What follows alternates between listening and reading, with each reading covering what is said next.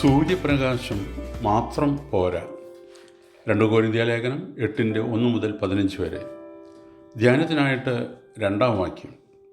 കഷ്ടത എന്ന കഠിന ശോധനയിൽ ആയിരുന്നിട്ടും അവരുടെ സന്തോഷ സമൃദ്ധിയും മഹാദാരിദ്ര്യവും ധാരാളം ഔദാര്യം കാണിപ്പാൻ കാരണമായി തീർന്നു. ഉപ്പ് കഴിക്കുന്തോറും ദാഹം വർദ്ധിക്കുന്നതുപോലെ മർത്യൻ്റെ തൃഷ്ണയും ഉപരി വർദ്ധിക്കുന്നു. ധനം, സുഖം, ഉന്നത സ്ഥാനമാനങ്ങൾ മുതലായവ ലഭിക്കുമ്പോൾ അവ പിന്നെയും ലഭിക്കണമെന്നുള്ള ആഗ്രഹം ഉണ്ടാകുന്നത് സ്വാഭാവികമാണല്ലോ.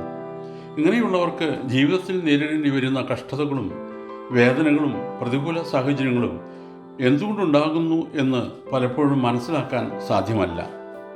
മഴയും മഴക്കാറും ചിലപ്പോൾ പേമാരിയും കൊടുങ്കാറ്റും ഇടിയും മിന്നലുമെല്ലാം ജീവരാശികളുടെ നിലനിൽപ്പിന് വേണ്ടി ദൈവം ക്രമീകരിച്ചിട്ടുള്ളവയാണ് എന്ന സത്യം മനുഷ്യൻ പെട്ടെന്ന് ഗ്രഹിക്കുകയില്ല.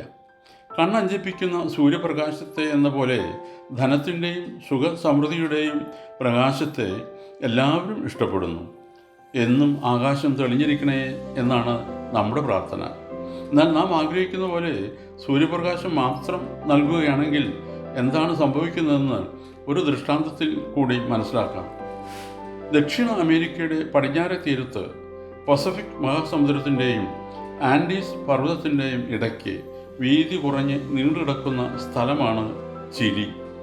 അതിൻ്റെ വടക്കേ അറ്റത്ത് ആണ്ട് മുഴുവനും സൂര്യപ്രകാശം സമൃദ്ധിയായി കിട്ടുന്ന ഒരു സ്ഥലമുണ്ട്.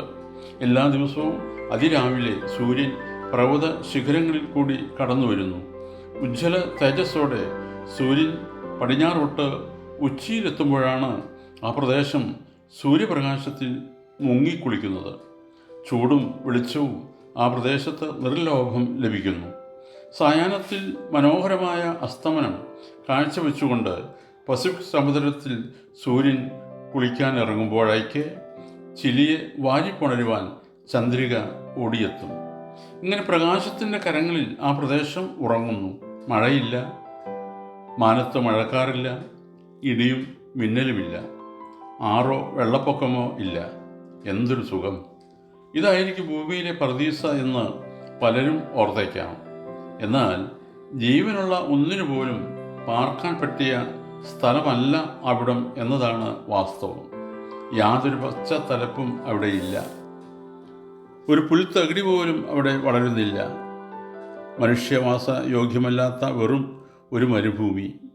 ചൂടും വെളിച്ചവും മാത്രമേ കിട്ടുന്നുള്ളൂ എങ്കിൽ ഭൂമി ഒരു പ്രദേശമായി തീരുമെന്ന വസ്തുതയാണ് ഇത് നമ്മെ അനുസ്മരിപ്പിക്കുന്നത്. നമ്മുടെ ജീവിതത്തിലും നാം ആഗ്രഹിക്കുന്ന സുഖസമൃദ്ധികളും ധനവും മാത്രമേ ലഭിക്കുന്നുള്ളൂ എങ്കിൽ ജീവിതം മരുഭൂമിയായി തീരും. ഈ ദുരവസ്ഥ നേരിടാതിരിക്കാനാണ് നമ്മുടെ ജീവിതത്തിൽ ദുസ്സഹങ്ങളായ ചില അനുഭവങ്ങൾ വന്നുകൂടുന്നത്. നമുക്ക് നേരിടേണ്ടി വരുന്ന എല്ലാ അനുഭവങ്ങളെയും ദൈവത്തിൻ്റെ തൃക്കരങ്ങളിൽ ഏൽപ്പിക്കുക. അവ നമ്മുടെ നന്മയ്ക്ക് ഉപകരിക്കത്തക്കവണ്ണം അവിടുന്ന് നമ്മോട് ചേർന്ന് പ്രവർത്തിക്കും.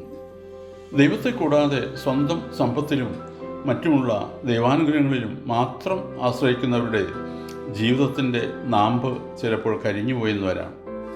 സമൃദ്ധമായ വളവും വെള്ളവും സൂര്യപ്രകാശവും കിട്ടുന്ന വാഴ തഴച്ച് വളരുമെങ്കിലും ചിലപ്പോൾ നാമ്പടഞ്ഞ് പോകുന്നതായി നിങ്ങൾ കണ്ടിട്ടില്ലേ? അതുപോലെ അനുകൂലമായ സാഹചര്യങ്ങളിൽ തഴച്ചു വളരുന്ന നമ്മുടെ ജീവിതത്തിൻ്റെയും നാമ്പ് കരിഞ്ഞ് പോകാവുന്നതാണ്. ആ വിപത്ത് ഉണ്ടാകാതിരിക്കുവാൻ നമ്മുടെ സുഖത്തിലും ദുഃഖത്തിലും സമ്പന്നതയിലും ദാരിദ്ര്യത്തിലും എല്ലാം ദൈവം നമ്മോട് ചേർന്ന് പ്രവർത്തിക്കുവാൻ അനുവദിക്കുമെങ്കിൽ ജീവിതത്തിൻ്റെ പുതിയ മാനങ്ങൾ കണ്ടെത്തുവാൻ നമുക്ക് കഴിയും. ഓർക്കണമേ, എത്ര നല്ല തോട്ടമായാലും പറിച്ചു കളയാൻ കുറച്ച് കളകളും ഉണ്ടാകും. സദൃശവാക്യം 30:8. വ്യാജവും ഭോഷ്കും എന്നോട് അകറ്റണമേ. ദാരിദ്ര്യവും സമ്പത്തും എനിക്ക് തരാതെ നിത്യവൃത്തി തന്ന് എന്നെ പോഷിപ്പിക്കണമേ. ദൈവം അനുഗ്രഹിക്കട്ടെ. പ്രാർത്ഥനയോടെ കർത്തൃശുശ്രൂഷയിൽ എളിയ ദാസൻ.